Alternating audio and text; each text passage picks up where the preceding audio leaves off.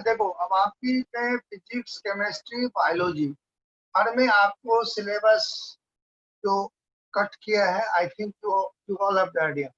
यदि नहीं है तो आपको मैं भेज दूंगा। तो वही चीज आपके प्रोबेबली कंपटीशन में भी चलना चाहिए, लेकिन पहले जितनी सिलेबस है उसको तो पूरा करें आप। इस चैप्टर में से इवोल्यूशन हट गया है आपका, चैप्टर नंबर 9 हट गया है, चैप्टर नंबर 1 हट गया है, इकोलॉजी में 2 हट गया।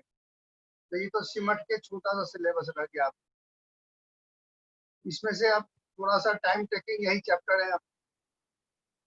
बाकी डिजीज वाला, माइक्रोब्स इन ह्यूमन वेलफेयर, ये सब में तो बस एक एक दो दो क्लास लगने हैं, 2-3 बस खत्म हो जाने हैं चैप्टर और जल्दी से हो जाएगी।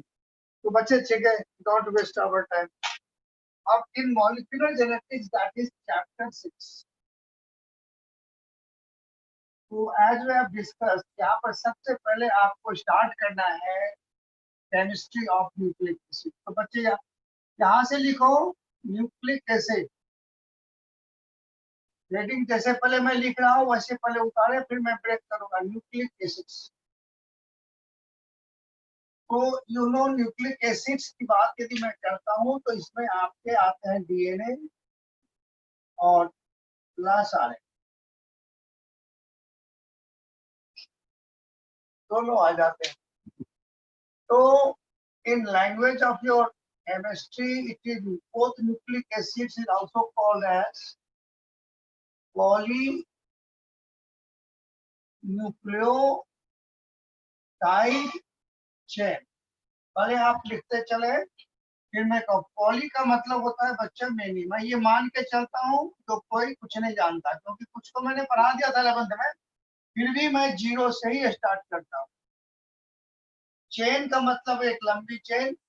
अब अभी हमारे मान के चल रहा हूँ बच्चे न्यूक्लियोटाइड नहीं जानते हैं, पहली बात। तो सेकंड मैटर में अब न्यूक्लियोटाइड यदि बच्चों के लिए नई बात है, तो न्यूक्लियोटाइड जो है दैट इज न्यूक्लियोसाइड और प्लस फॉस्फेट। अब ये फॉस्फेट का मतलब बच्चा फॉस्फोरिक एसिड है, H3PO4 फॉस्फोरिक एसिड। अब उसमें से कुछ बच्चे कहेंगे सर ये तो हो गई न्यूक्लियोटाइड, अब ये न्यूक्लियोसाइड कहाँ से आ गई? तो फिर इस पॉइंट को पहले अब फिर ब्रेक करें।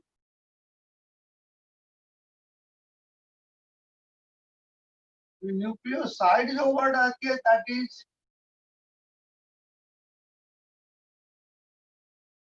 Nitrogenous base plus pentose sugar. अब तो यहाँ से एक बच्चों वाली क्वेश्चन बन गई, यहाँ के लिए भी केमिस्ट्री के लिए भी, differentiate between nucleoside and nucleotide. अभी तो सिर्फ नाम लिख रहे हैं। तो पहले इनको नोट करें तो इससे क्लियर है जो न्यूक्लिक एसिड्स जो है they are made up of 3 types of chemicals. 3 types of chemicals में देखो, ये नंबर 1 नाइट्रोजनस बेसेस। बेस मत करिए, बेसेस करिए, ज्यादा है। पेंटोज शुगर और थर्ड ये भी। तो इन लैंग्वेज ऑफ केमिस्ट्री ये आपके कोपॉलीमर्स हैं। कोपॉलीमर्स, बड़ी आराम से इत्मीनान से धीरे धीरे चैप्टर को बढ़ाइए, डोंट केयर, समझ समझ के। अभी जो मैं आपको कवर करूंगा वो पहले लिख देता हूँ, आप अपना बुक चेक करते रहेंगे, या मुझे बुक की बहुत जरूरत नहीं है। पहले हम आपका पेज नंबर 96 टू 98 खत्म करें। हम लोगों ने यहाँ से स्टार्ट किया है 12th में, और ये सेम चीज आपका 11th में भी था, 144 पर था, 155 पर था, 151 पर, सेम चीज। तो पहले ये नोट हो जाए। तो both DNA and RNA Nucleic acids are called as polynucleotide chain. Poly means many, chain means the question arises, what is nucleotide? So nucleotide is equal to nucleoside and plus phosphate. Phosphate जो है that is phosphoric acid H3PO4. अब nucleoside है, अब if it is new for student, then बच्चे it is nitrogenous bases और pentose sugar.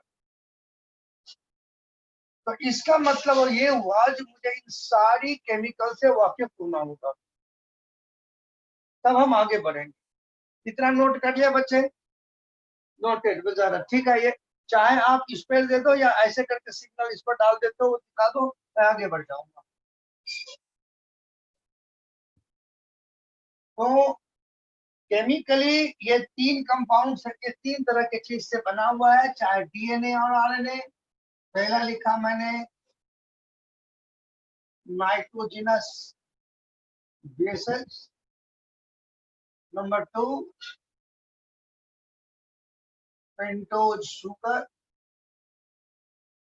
And third phosphate यानी phosphoric acid. हम phosphate phosphate लिख रहे हैं, मतलब ये फॉस्फोरिक एसिड है H3PO4. और इनको यही खत्म भी कर ले, इनकी स्ट्रक्चर बना के ये काम खत्म हो गया. इनकी स्ट्रक्चर एक H3PO4, फॉस्फेट इज पेंटावैलेंट. एक यहाँ डबल बॉन्ड ऑक्सीजन है और तीन पर OH है. ये फॉस्फोरिक एसिड. अब जब केमिकली ये दोनों आपस में कंबाइन करेगा, कैसे करेगा वो देखेंगे अभी कभी. अभी तो इसको बोला जाएगा न्यूक्लियोसाइड. और जब न्यूक्लियोसाइड से ये फॉस्फेट भी जुड़ जाएगा, then it is called as nucleotide.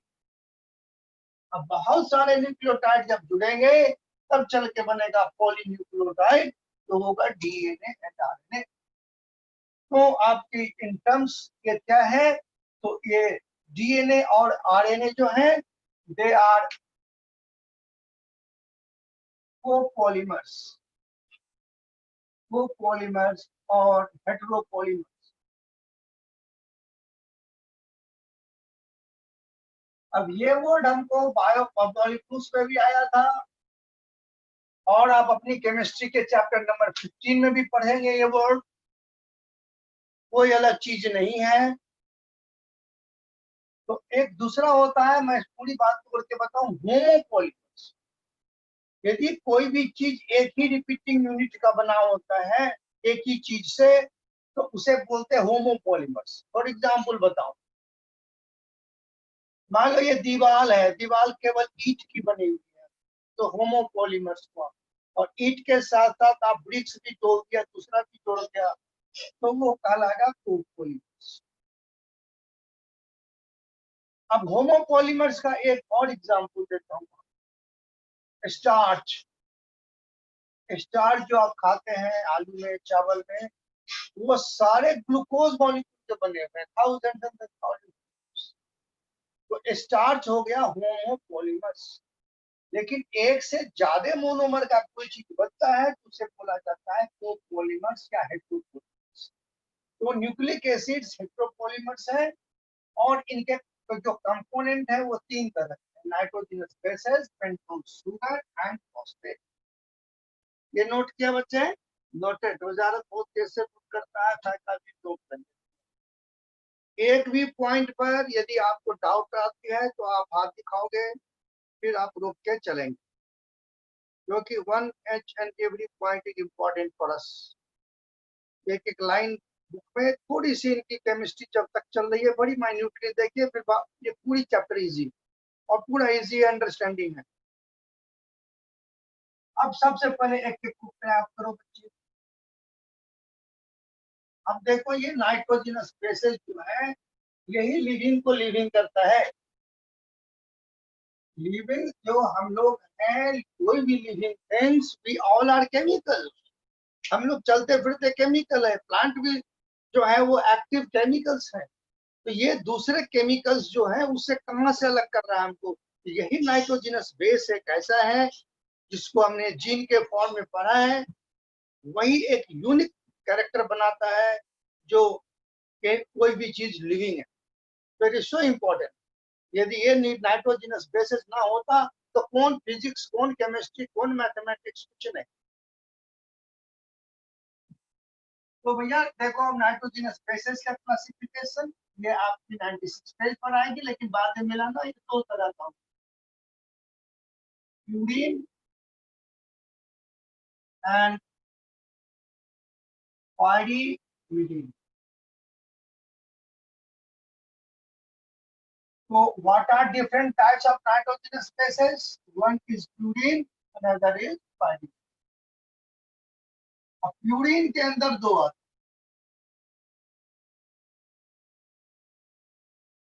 Adenine और G स्टैंड्स फॉर गुआनिन। आगे चल के सिंगल लेटर से ही होगा, क्योंकि IUPAC सिस्टम में ये इनका सिंगल लेटर कोड है, इसीलिए ए से होगा। ये ने इनका पहला लेटर से ही A for adenine, G for guanine.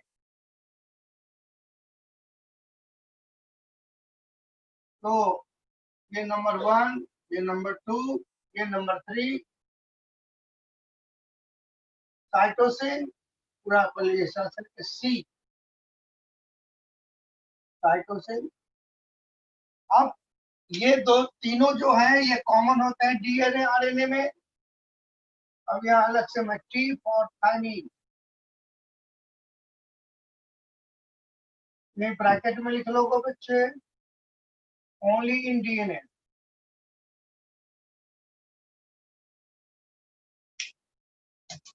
और आरएनए में इनके बदले में आरएनए में होता यूरासिल।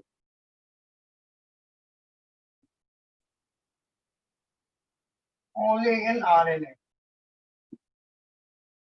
और in bracket note in place of T.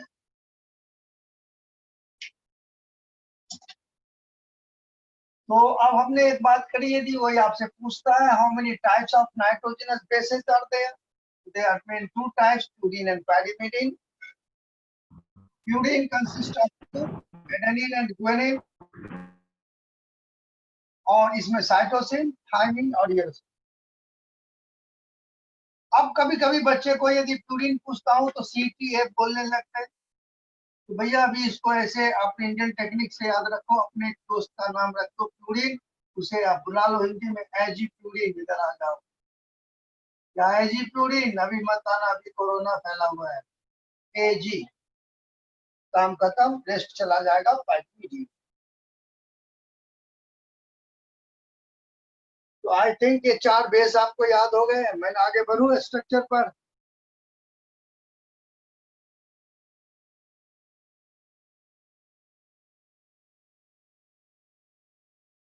तो एक मिनट रुको, वजारत क्या लिखा है। चलो अब केमिकल स्ट्रक्चर शुरू करते हैं। अब ये नाम आई थिंक याद हो गया होगा। अब धीरे से स्ट्रक्चर पर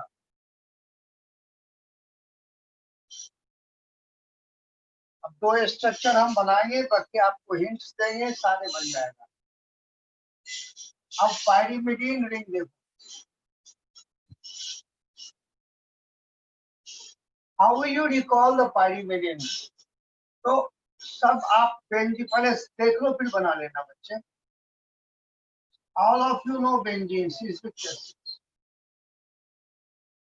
अब बेंजीन आपके सामने खड़ा है, उसके लेग पोजीशन और राइट हैंड पोजीशन, लेग और राइट, कार्बन को हटा के नाइट्रोजन लगा दो।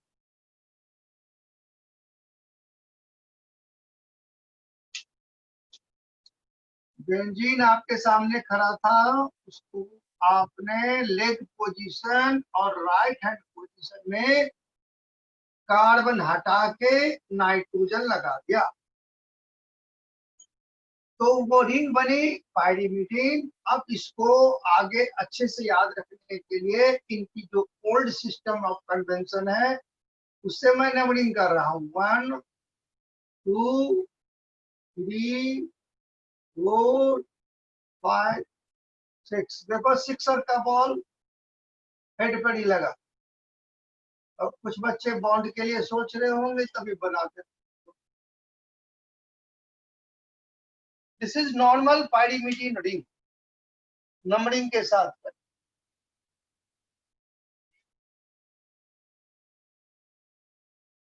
जब ये बन जाए तो फिर बताएं, आप दिमाग में सेट करते चलिए, क्योंकि आगे सारे स्ट्रक्चर आपको खुद ब खुद बनाना है। मैं हिंट्स देता जाऊंगा, बन जाएगा।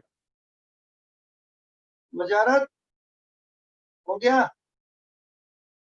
डन। अब चलो भैया, अब जब ये बन गई पायरीमिडीन, तो अब लिखो फ्लोरीन रिंग।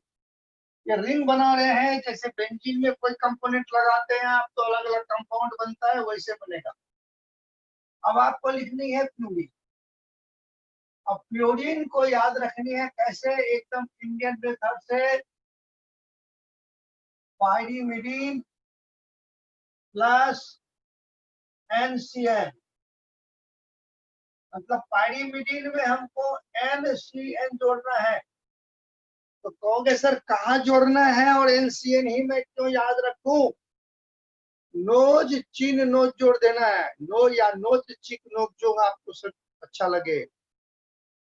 पायरीमिडीन में नोज चिन नोज, नोज चिक नोज। कहाँ से ऐड होगा?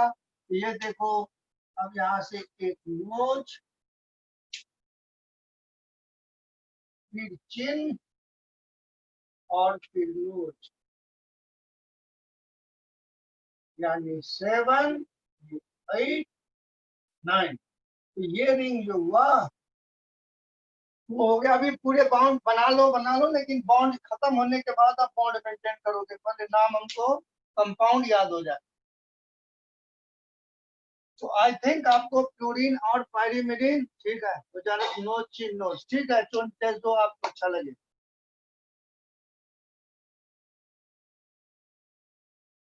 पहले इसको खाने का नाम भी रख सकते थे हम, लेकिन अभी छोड़ो, अभी तो सारा बंद है, तो खाने वाला नाम कहाँ से रखें, गड़बड़ हो जाएगा। नो चिन नोज ही रखते हैं। जब खुल जाएगी तब खाने के सामान पर भी नाम रखेंगे। अब चलो बच्चे, आई थिंक मैं बोर्ड नहीं देखने दे रहा हूँ आपको।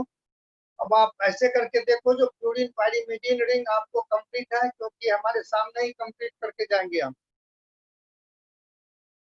डन, एडिवा ठीक है। अब आप देखो, हम सबसे पहले एडेनिन में दो बेस आता है, फ्लोरीन एंड पायरीमिडीन। तो अब अपनी कॉपी पर हेडिंग ऊपर में लिखो एडेनिन। इसको छेड़छाड़ ना करोगे फिर दूसरा बनाओगे आप। अब आप हम चारों बेस देखिए आप ही से बनवाएंगे, मैं अब कुछ नहीं कर रहा। I will give some technique. Heading लिखो बच्चा एडेनिन, और as adenine comes under fluorine, तो आप दोबारा से फ्लोरीन रिंग पहले बनाओ, 30 सेकंड में बन जाएगा।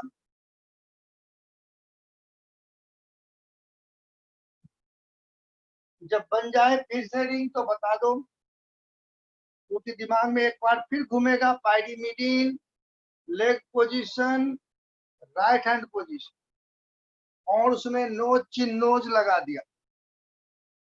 डन। अब देखो, आपका एक दोस्त है, उसका नाम है एडेनिन।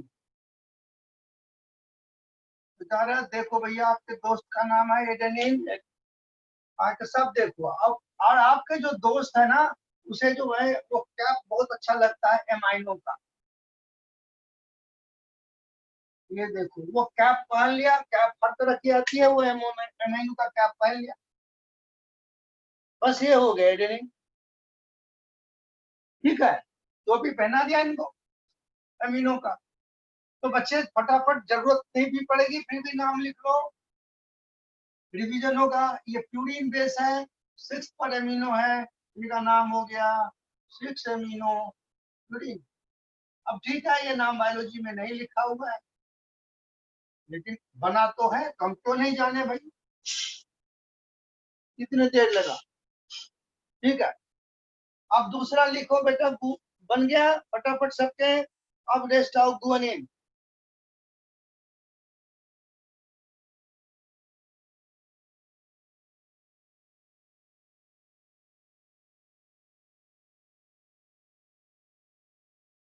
कुछ बच्चे इरेगुलर हो जाते हैं, तो फिर उनके, मैं ये बता दूं, इसमें यदि इरेगुलर होंगे तो फिर आगे वो रुक जाएंगे बीच में। अपने दोस्तों को बता देना भाई, कभी आते हैं कभी घर में ही रहते हैं, क्लास अटेंड करें। और इसमें मॉलिक्यूलर जेनेटिक्स में यदि एक मिस कर जाते हैं तो अगला जो है समझ में नहीं आए। आप करते हैं तो कुछ भी नहीं है, वेरी इजी।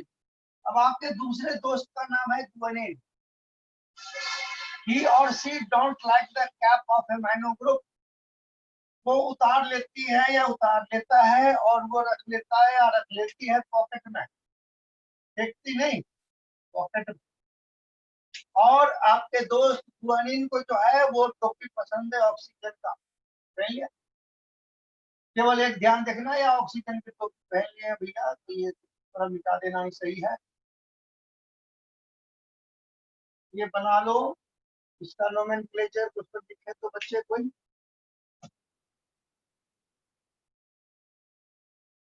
पहले बना लो, अब कहानी की तरह याद रखो।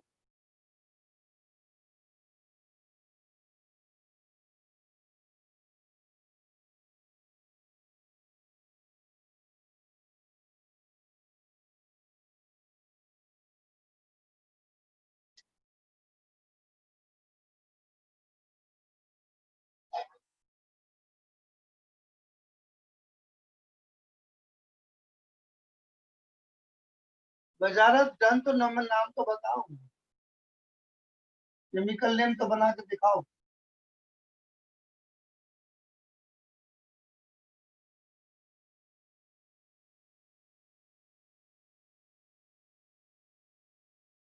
ठीक है,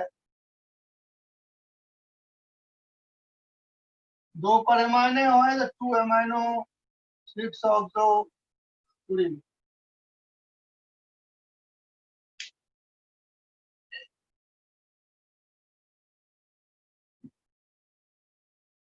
डन। अब आगे बढ़े, सबके हो गए। अब आ जाओ बच्चे, साइटोसिन लिखिए।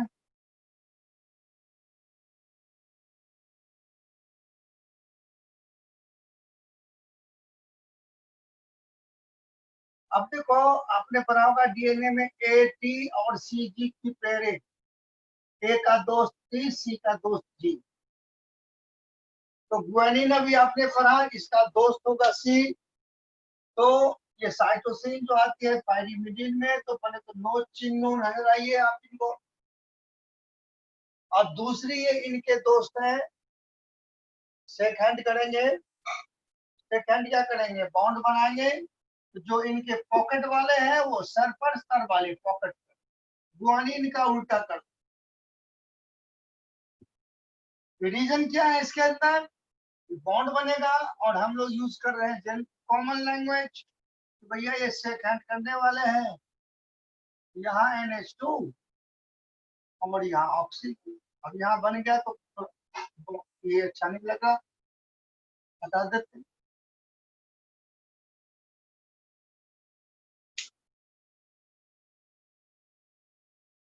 एरिबा नाम लिख दो, केमिकल नेम लिख दो।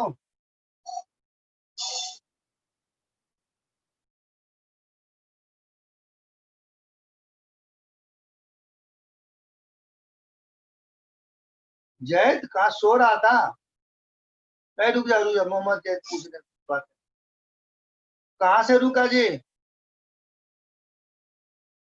विजारत ने कर दिया सेक्स।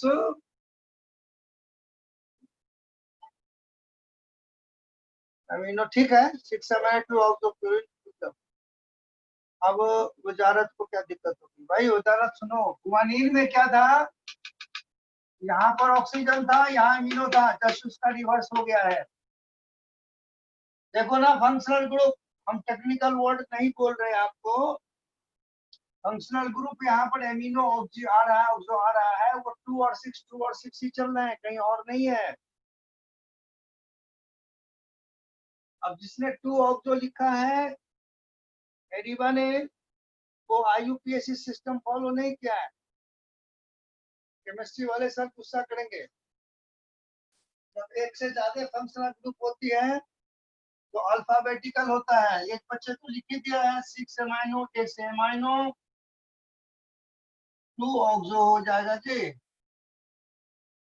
पायरीमिडीन देखो इसकी जरूरत नहीं है हमारी, लेकिन इससे भी हमको क्या होता है, नॉलेज बढ़ रहा है ना। जब आप नोमेनक्लेचर हम कैसे करते हैं, सर बना देते होंगे बेंजीन 2-3 कंपाउंड लगा दिया, फिर हम नोमेनक्लेचर कैसे करते हैं।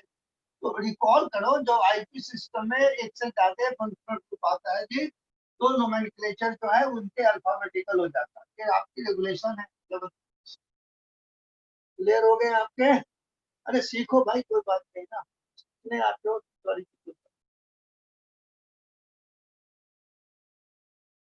इसको मिटा दो। अब देखो ये 3 कंपाउंड जो है, यानी ये इज कॉमन, एडेनिन, गुआनिन और साइटोसिन, ये दोनों में है, both common for DNA and RNA, ये कॉमन है। वैरी करेगा थायमिन यूरासिल। अब आपसे मान लो 1 मार्क्स क्वेश्चन पूछ रहा हूँ, what is the common in adenine, guanine and cytosine, common things. 1 marks question. I repeat my question. Common things between adenine, guanine, and cytosine. The common thing क्या होगा AGC में?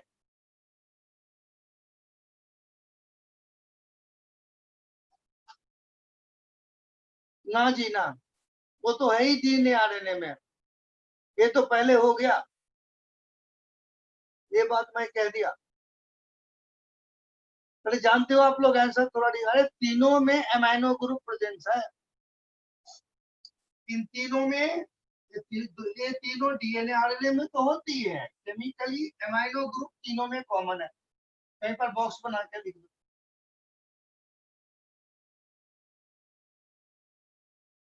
Amino group is common.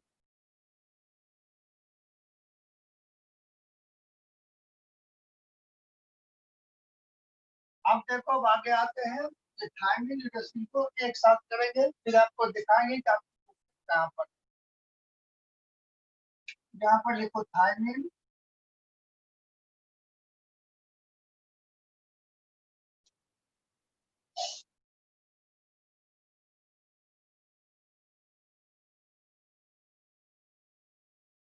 तो all of you know about the ring, पहले ring बना लो आप फटाफट दोनों में।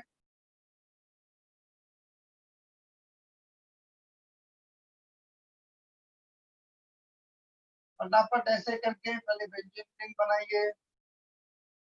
बता दिया दोनों में क्या होती है, तो लेग पोजीशन, कलर यूज करा करो भैया, उससे क्या होती है, विजिबिलिटी बढ़ जाती है और रिकॉल हो जाता है तुरंत, लाल पीले हरे से।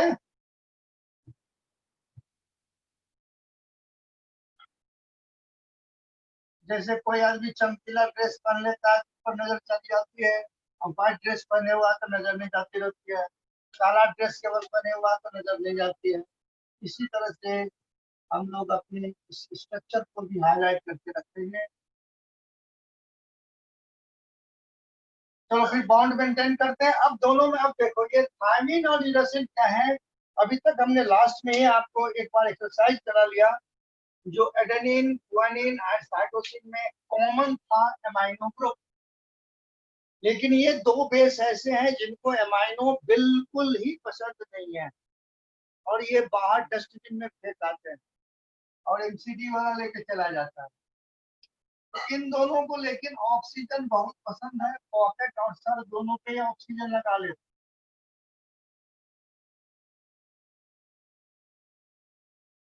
और अभी आपको लग रहा होगा दोनों एक ही है, पर एक मिनट है, ये पहले इस पे आ जाओ, यूरासिल में तो 2 पर और 6 पर दोनों पर आपका इनका ऑक्सीजन है, तो इनका नाम पहले पूरा कर दो, फिर आप बाउंड मेंटेन कर दें। ठीक है, इनका नाम बताइए, ये है uracil.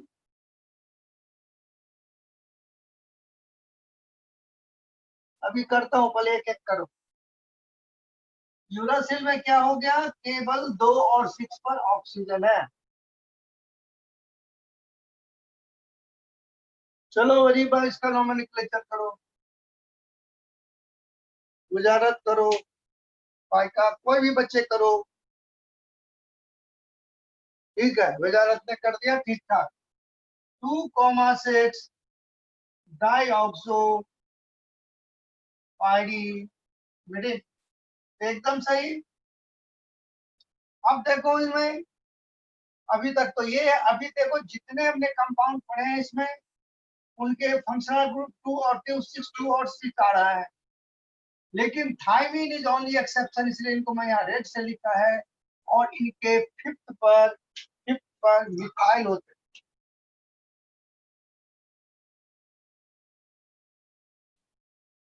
This is the only compound जहाँ यहाँ मिथाइल होता है।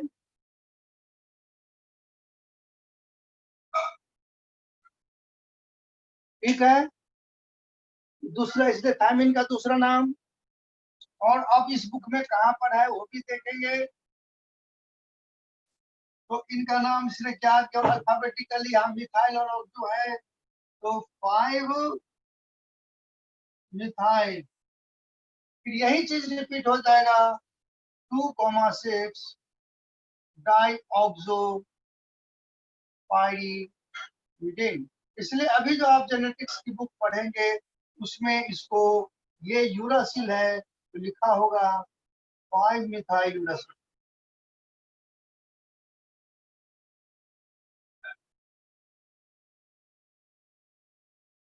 तो ऑल बेसिस आपको क्लियर हो गया। On the basis of base DNA और आरएनए में एक फर्क आ गया, थायमीन और यूरासिल। अब कहोगे सर अभी हम इसको बेस को कैसे पढ़ रहे हैं और क्यों पढ़ रहे हैं, आगे क्या होना है। तो यदि आपके पास बुक है तो आप पेज नंबर 103 खोलिए, ऊपर से नीचे सेकंड लाइन में आइए, वहां इटैलिक्स में होगा लिखा हुआ, can you recall the differences can two chemical differences in DNA and RNA. आप एक बार चेक करो क्यों वो कहना चाह रहा है, क्योंकि आगे चल के वो इसी बेसिस पर कुछ डिस्कशन करेगा। तो ये कॉन्सेप्ट बच्चों को चाहिए, जो 11th की कॉन्सेप्ट।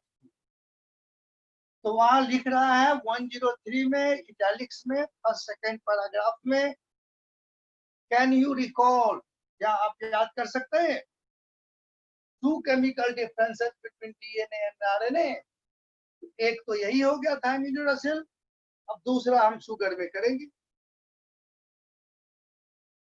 तो जो हम करते जा रहे हैं, अच्छा दूसरी बात उसी पेज पर 103 तो हम लोग 11th में नहीं बात किए थे, अब बात करेंगे।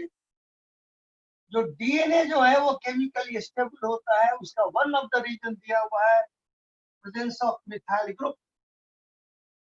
उसमें लाइन लिखा है एनसीईआरटी में, presence of methyl group confers further stability. इन बातों को गौर करेंगे कि ये मिथाइल ग्रुप कहीं भी किसी कंडीशन में यदि अल्काइलेशन होता है, मिथाइल या अल्काइल ग्रुप आता है तो कंपाउंड स्टेबल होता है, जो बायोटेक्नोलॉजी में भी आएगी। इसको मैं मिटा रहा हूँ। ये एक जगह लिखा मिलेगा आपको 97 पेज पर, 5 मिथाइल यूरासिल। अब आपको समझ में आ जाएगी। तो विदाउट दिस केमिकल स्ट्रक्चर बच्चों को नहीं पता चलता।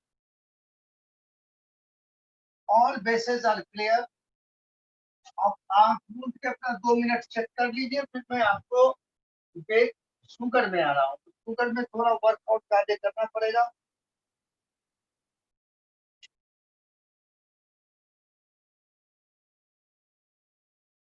इनकी पेंटोज शुगर, तो शुगर है तो ये कार्बोहाइड्रेट है। अब पेंटोज, यहाँ देखो ओज, तो अब हमको इनकी पेंटोज शुगर जो यहाँ है इनको समझने के लिए स्टार्ट करना है कार्बोहाइड्रेट। तो आप पहले 2 मिनट ले लें आराम से, 120 सेकेंड, और अपनी आंख मूंद के देखें कि सारी बेसिस हमको याद है या नहीं। एकदम बुक कॉपी को फोल्ड कर दें और चेक योरसेल्फ, क्योंकि हम जैसे म्यूटेशन पढ़ाते रहेंगे तो उस समय बेस का स्ट्रक्चर दिमाग में घूमते रहना चाहिए।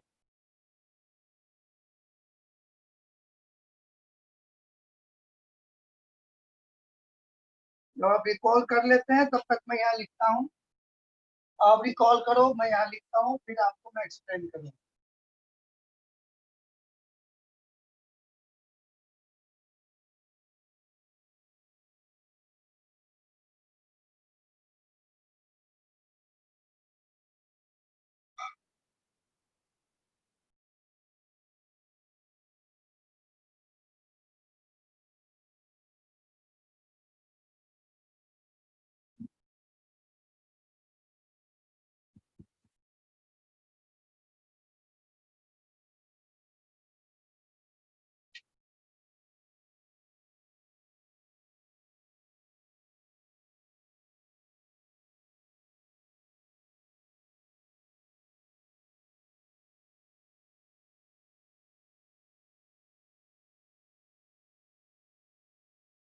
हो गए बच्चे recall? So let us come out second part of the nucleic acids, pentose sugar. तो पेंटोज शुगर पर आने के लिए बेस से स्टार्ट करना पड़ेगा, थोड़ा कार्बोहाइड्रेट, तो आगे कोई कंफ्यूजन ना हो। तो कार्बोहाइड्रेट हम शुरू करेंगे जब देखें, जैसे ही मेरा अपना पेंटोज शुगर न्यूक्लिक एसिड आ जाएगा, समझ में आ जाएगी, तो फिर मैं कार्बोहाइड्रेट को, अब यहाँ देखो कार्बोहाइड्रेट, अरे दूसरा है, कुछ बता रहे हैं आपको, साउंड कहाँ से आ रही है? नंबर 1, नंबर 2, इनकी फोकस आगे पीछे कैसे हो रही है?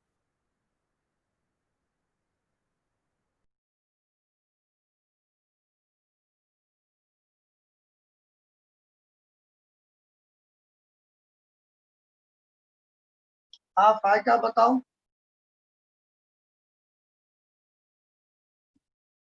क्या क्वेश्चन है, यहाँ लिखिए।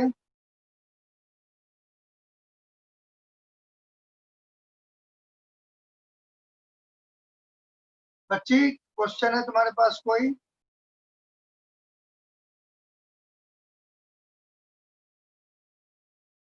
नहीं,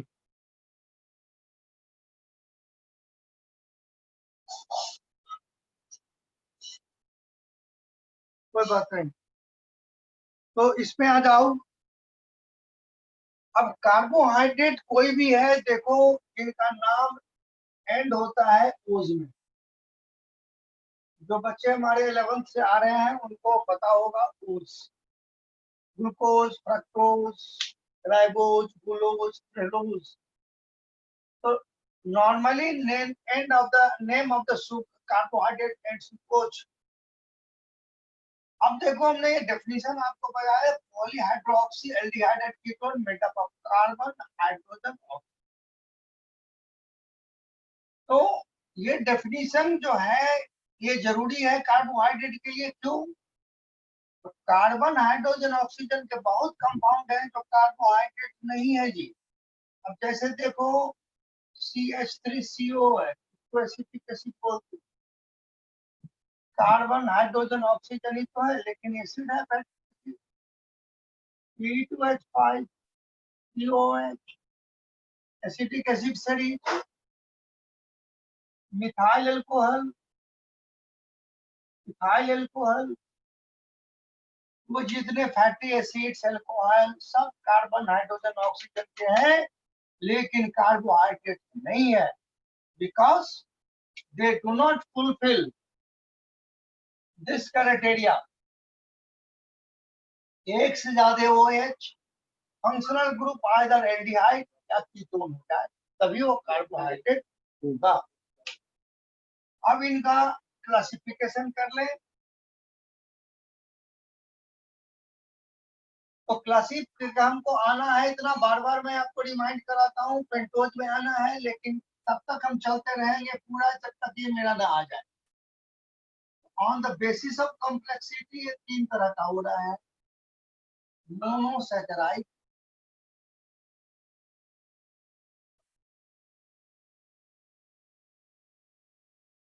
और ये सारा आपकी बायोमोलिक्यूल्स केमिस्ट्री में भी पढ़ना है,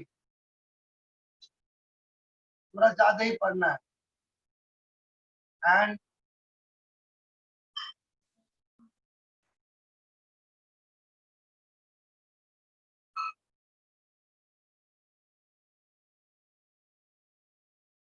अब हमारा मटेरियल यहाँ आएगा, फिर भी मैं आपको बताऊं इनकी डेफिनेशन, यही मैं लिख देता हूँ।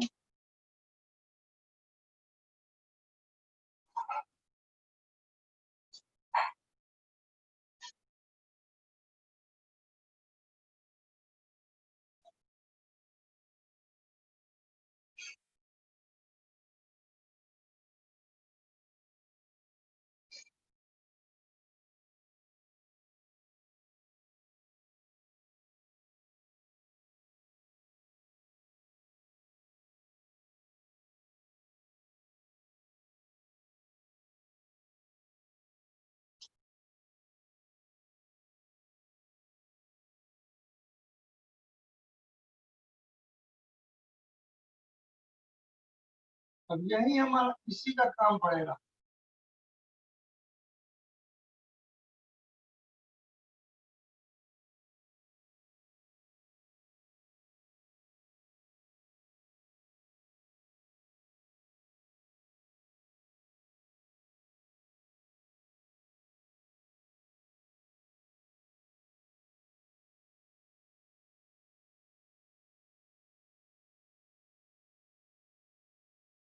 इसको बोल्ड में इसलिए लिखा है कि इसका काम पढ़ना है हमको जेनेटिक्स में 117 पे। अभी हम जिसको हाईलाइट कर रहे हैं इसका मतलब उसकी जरूरत हमको इस चैप्टर में है, जिसका आपको फोटोसिंथेसिस में था, रिस्पिरेशन था, इसका अभी वह काम नहीं। अब तो मेन ये हो गया, फिर भी मैं डेफिनेशन लिख के यहाँ बंद कर दूंगा। अब इसमें किसकी जरूरत है वही बताता हूँ। अब डाई का मतलब होता है टू, सैकराइड का मतलब होता है sugar, monomer one, saccharide sugar. मतलब ऐसे कंपाउंड जिसको आप ब्रेक डाउन करते हो, हाइड्रोलाइज करते हो, तो आपको कार्बोहाइड्रेट नहीं मिलता, तो उसको कहते हैं मोनो। अब प्रीवियस क्लास के हिसाब से देखो भैया, ग्लूकोज है 6H12, ये जब एनर्जी देती है तो CO2 निकल जाती है प्लस 6H2O एंड एनर्जी, फिर कार्बोहाइड्रेट तो नहीं बचाता, ये मोनोसैकराइड। अब यहाँ लिखते डाइसैकराइड।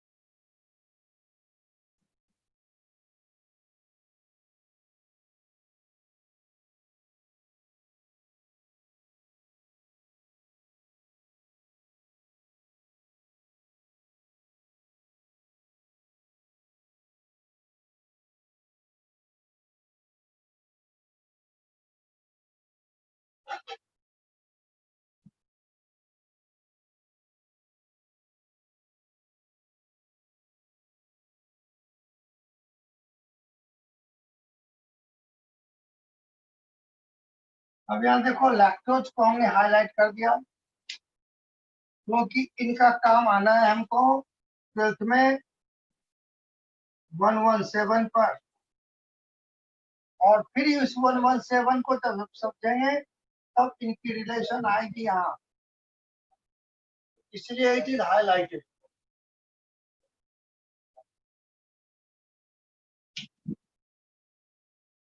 इसलिए, और ये सब 11th की थी, जो भी इसको दे पहले नोट करते हैं फिर एक पढ़ाएंगे। अब मैं लिखता हूँ,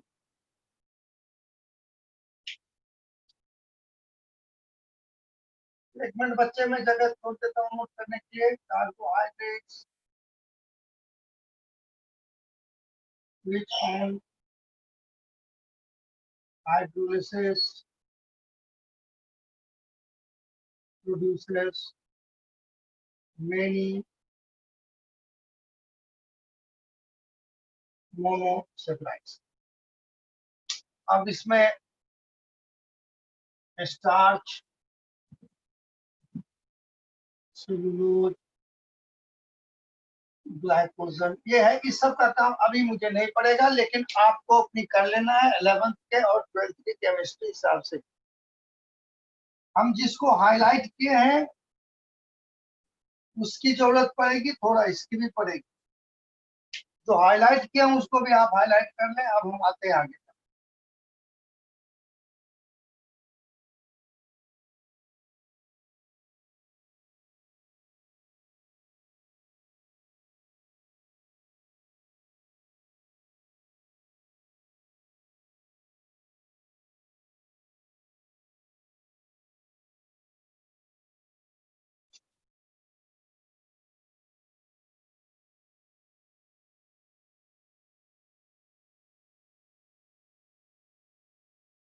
जब ये टेबल हो जाए बच्चे तो लिख देना।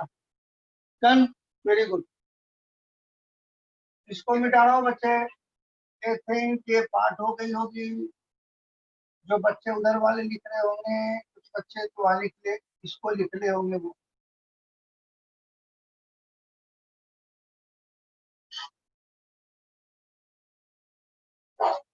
गुजारत, हाँ ठीक है। काम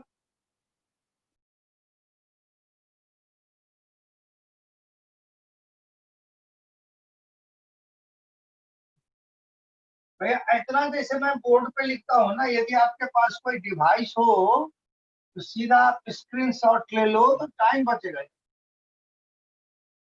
फिर बाद में लिखते रहो। इस तरह की इंफॉर्मेशन वाले में। अब चलो इनके हम न्यूक्लिक एसिड्स के शुगर और ये सारे कंपोनेंट हमारे आज हो जाएं। तो अब हम एक थोड़ा सा आता हूँ मोनोसेक्राइड्स।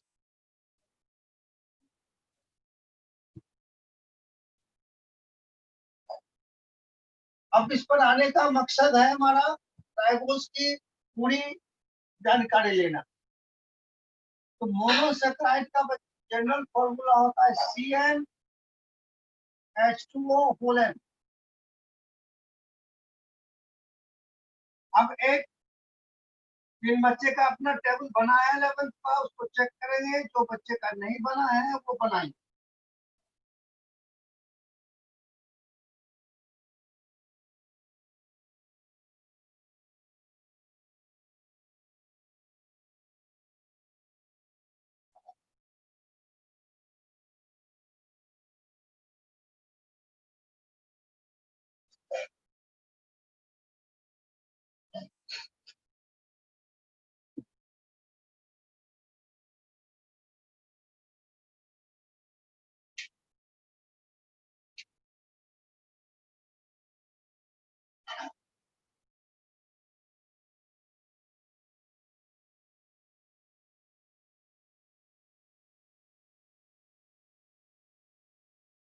हेडिंग करिए।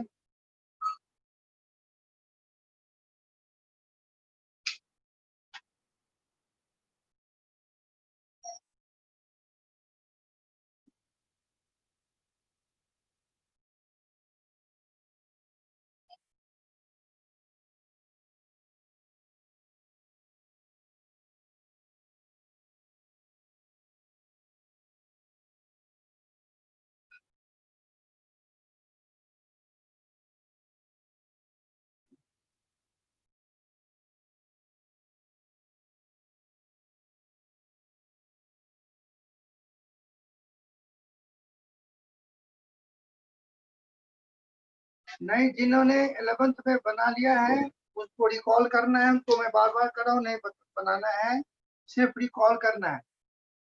क्योंकि अब जो बच्चे नहीं किए हैं उनको यहाँ समझना है।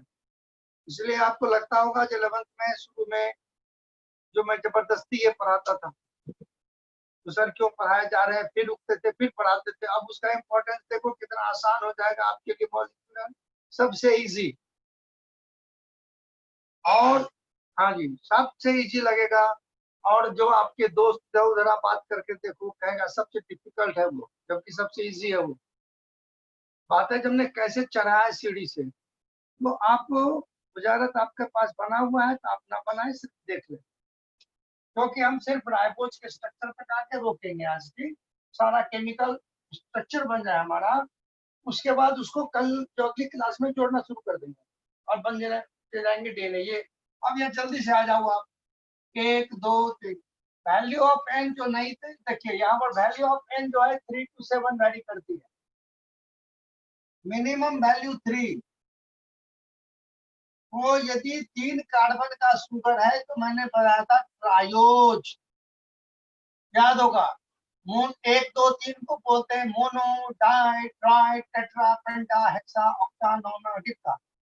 और ओज माने शुगर, 3 कार्बन वाला शुगर ट्रायोज। तो इस बेसिस पर बच्चे उनके फॉर्मूले हो गए C3H6O3। अब हम पेंटोज पे आना है, पहले 3 वाला बता देता हूँ नए बच्चों को। अब इस इंपेरिकल से आपको पता ही नहीं चल रहा है ये एल्डिहाइडिक है कि कीटोनिक है। तो इसे ब्रेक कर दो बच्चे, स्ट्रक्चर में एक कर दिया, यहाँ भी कर दिया। अब यहाँ देखो ये एल्डिहाइडिक है तो यहाँ लग गया एल्डिहाइड। कीटोन हमेशा सेकंड पर हो। अब यहाँ पर जहां पर एल्डिहाइड और कीटोन है उसको छोड़ के सब पर एक एक OH लगा दो बच्चे आप।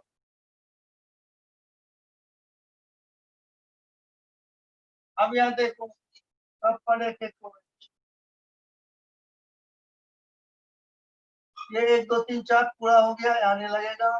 तो एल्डिहाइड के साथ ट्रायोज ये हो गया अल्डो ट्रायोज, और कीटोन के साथ तो कीटो ट्रायोज।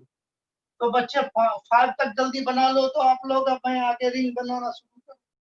इस तरह से टेट्रोज 4 वाला ये स्ट्रक्चर, और 5 तक बना लीजिए। 6 अपना घर पे बनाइए, उसका भी काम आपको पड़ेगा केमिस्ट्री में।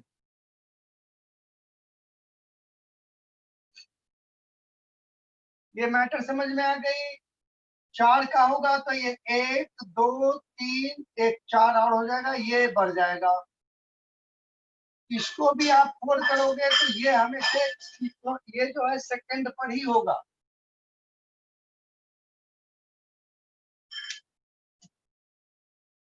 यहाँ बढ़ाते जाओगे, अब पेंटोज तक आ जाओ बच्चे, और घर पर हेक्सोज कर लेना।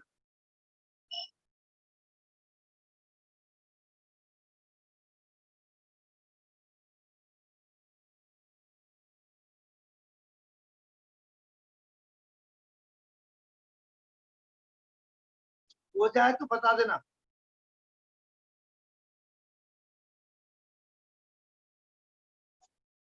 और आई विल सजेस्ट ये टेबल लंबा कर लेना, आप हेक्सोज तक चले जाओगे। That will help you in the chemistry and some places in biology. और नीट के लिए करोगे तब तो पूरे काम करना ही है इस पे आगे।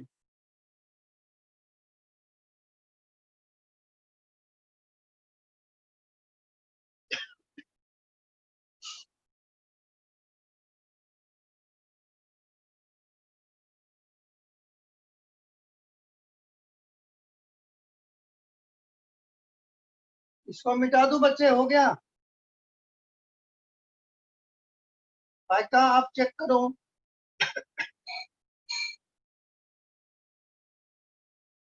रेडी बा, डन।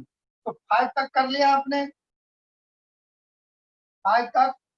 तो अब कम टू द पॉइंट, होता है क्या, एक ही बार स्ट्रक्चर बना दो तो जो है वो दिमाग में बातें जाती नहीं है तो पता नहीं चलता। अब हम अपने काम पे आ रहे हैं। अब हमको इसमें था पेंटोज शुगर। तो पेंटोज क्यों नाम पड़ा जी? n = 5 था, तो इसका एम्पेरिकल फॉर्मूला आपने बना लिया होगा C5H10O5, ये एम्पेरिकल फॉर्मूला।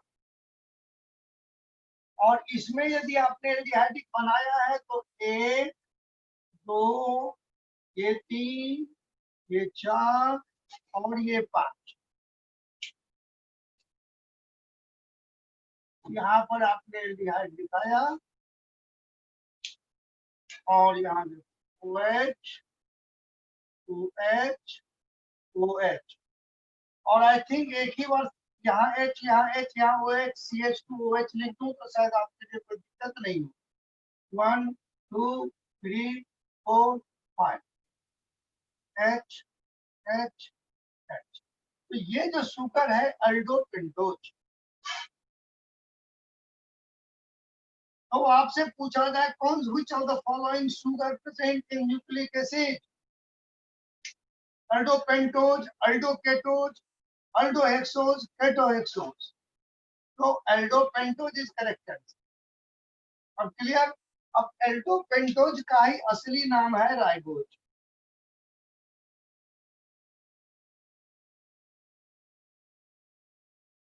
अब जब हम डीएनए आरएनए में आएंगे तब हम इनका इनका रिंग आएगा हमारे पास। तो क्वेश्चन अब यहाँ पर एक आती है जो how the open chain converts into ring.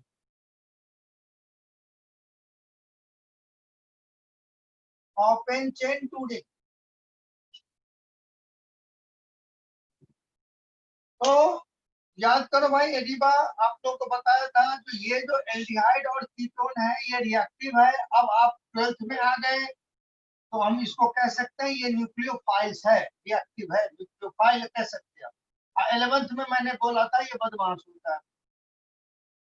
तो ये डबल बाउंड जो है वो सिंगल होने के लिए न्यूक्लियोफाइल अटैक करता है न्यूक्लियोफिल। और second last not this one. और ये नीचे से जो सेकंड होगा उसकी एक हाइड्रोजन को अपनी ओर खींचता है। इस मैटर को गौर करिए, इसी से आपका ग्लूकोज का भी स्ट्रक्चर बना हुआ है केमिस्ट्री में। 1, 2, 3, 4, 5। ये देखो फिफ्थ वाला में तो कुछ होना ही नहीं है। अब ये वाला हाइड्रोजन जो है बच्चे यहाँ से शिफ्ट होकर इनके पास आ गया। तो अब एक इनकी एक बॉन्ड टूट गई और ये OH हो गया। अब ये वाला जो ऑक्सीजन है, ये ऑक्सीजन इसका H यहाँ चला गया। तो ऑक्सीजन में दो बैलेंस इलेक्ट्रॉन तो होते ही होते हैं, तभी क्या करे ऑक्सीजन, इसका ये दोस्त यहाँ चला गया।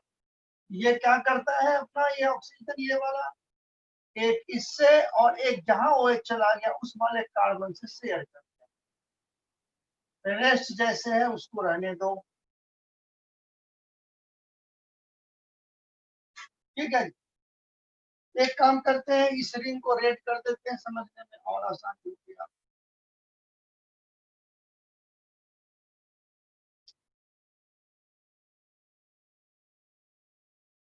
अब देखो, अब ये मान लो ये जो है स्ट्रेचेबल है। कोई आपने मॉडल बनाई है या कोई बच्चे राइबोज डांस कर रहे हैं, 1, 2, 3, 4, 5 बच्चे हाथ में हाथ लगाए हुए हैं, बीच में ये मैडम है। ठीक है, आप घूम रहे हैं तो मैडम को यहाँ ले आए बीच में। तो इनके साथ ये दोनों ये। तो जब मैडम दो बच्चे का ये हाथ पकड़े हुए हैं, एक से नहीं मिला है ये, 1, 2, 3, 4 ये देखो, और एक को बाहर रखे हैं आप, CH2OH।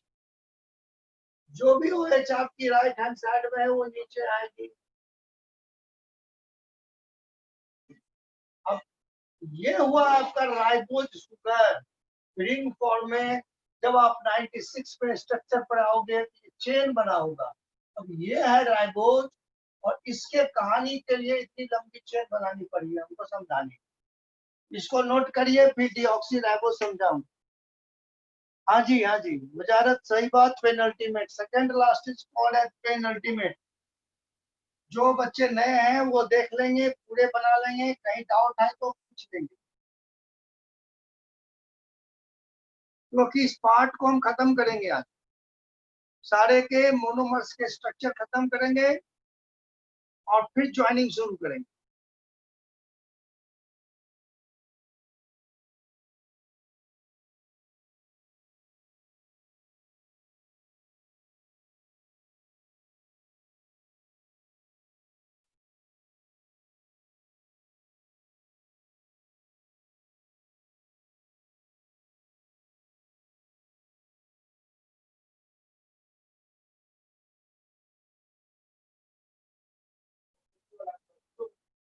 अबे हाँ,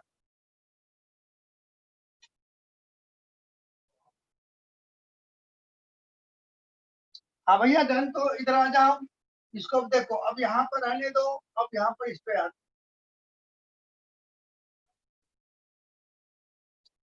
तो अब देखो ये राइबोज, तो आरएनए का पूरा नाम है ribo nucleic acid. Ribo nucleic acid. Numbering करो 1 2 3 4 5। अब यहाँ पर आ जाए, तो ये तो भैया आरएनए में है। अब डीएनए का फुल फॉर्म आप सब जानते हैं क्या है, डीऑक्सी राइबो न्यूक्लिक एसिड। अब आपको इतने करने के बाद तब दिखाता हूं, तो अब टेक्स्ट बुक में इसकी लाइन कैसे दिया हुआ है।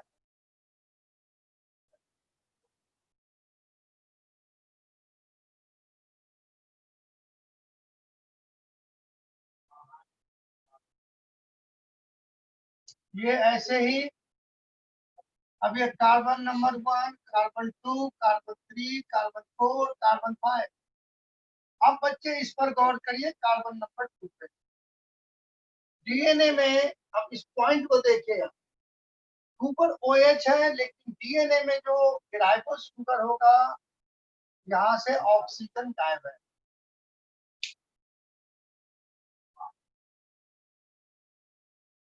तो इस शुगर को बोला डीऑक्सी राइबोज। माने डी माने विदाउट,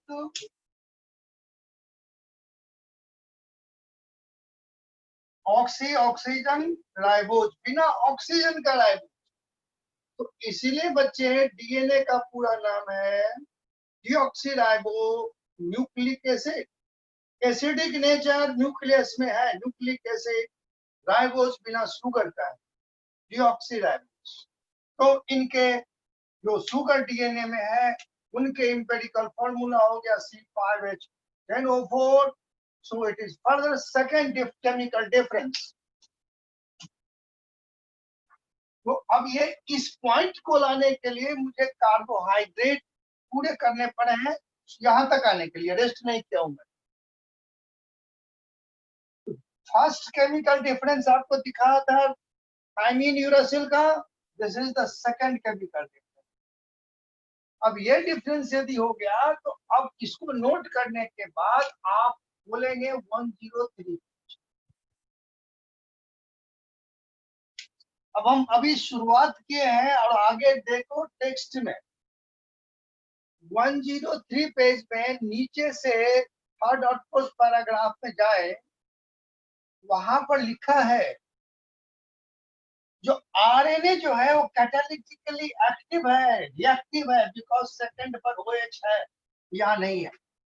ये अनस्टेबल होता है, ये स्टेबल होता है, इसका रीजन यहाँ बता रखा है वहां। देखो आपको, हम आपको 11th तक तो सीधे स्ट्रक्चर पर ये बताया था मैं। अब यहाँ पर बताएंगे जो सेकंड पर यहाँ ऑक्सीजन नहीं होने से ये स्टेबल होता है ज्यादा, और ये अनस्टेबल वहां लिखा होगा कैटालिटिकली एक्टिव और अनस्टेबल। तो अब आप फर्दर हम 103 पर आएंगे, बट अभी खोल के बच्चे ऊपर में देखो, इटैलिक्स में लिखा था can you recall any two chemical differences between DNA and RNA. अब आप वहीं पर लिख दोगे यस, बगल में एक साइड डीएनए एक साइड आरएनए। डीएनए में थायमीन, वहां यूरासिल, यहाँ पर डीऑक्सी राइबोज और राइबोज, छोटा छोटा स्ट्रक्चर वहां बना दो।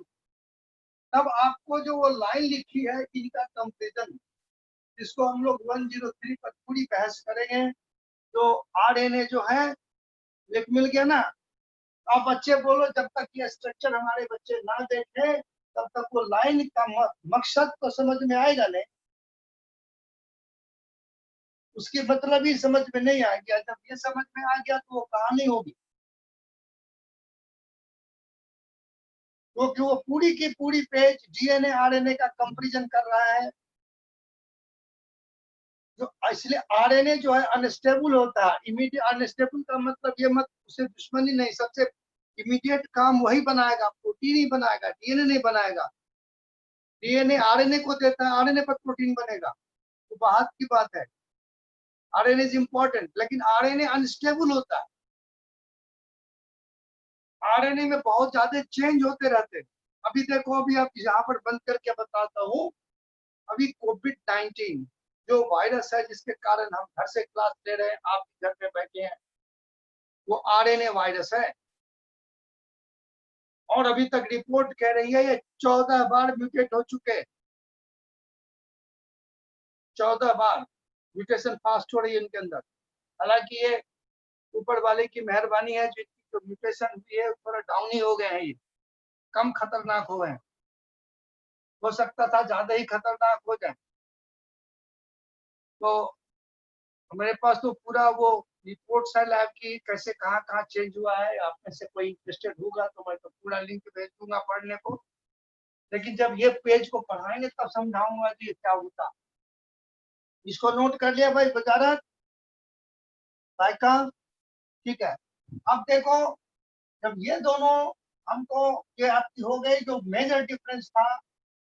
तो एक फॉस्फेट था जिसके स्ट्रक्चर में बना चुका हूँ H3PO4, ये फॉस्फेट। अब वहीं पर एक पॉइंट लिख लोगे, DNA is negatively charge due to phosphoric acid. क्योंकि H हट जाएगा क्या नेगेटिव चार्ज होगा। DNA is negatively charge due to phosphoric acid, जिसका काम हमको 99 पेज एंड 198 पेज पर पड़ेगा। उस समय यदि मैं बोलूंगा डीएनए नेगेटिव चार्ज, तो आपके दिमाग में क्लियर हो जाना चाहिए due to phosphoric acid, H हट गया, नेगेटिव चार्ज है। जिसका अभी जरूरत नहीं, अभी कोई मकसद नहीं है मेरा, लेकिन एक चीज आपको जान जाना है कि नेगेटिव चार्ज, और यहीं पर पेज नंबर लिखेंगे या जरूरत पड़ेगी। ठीक है।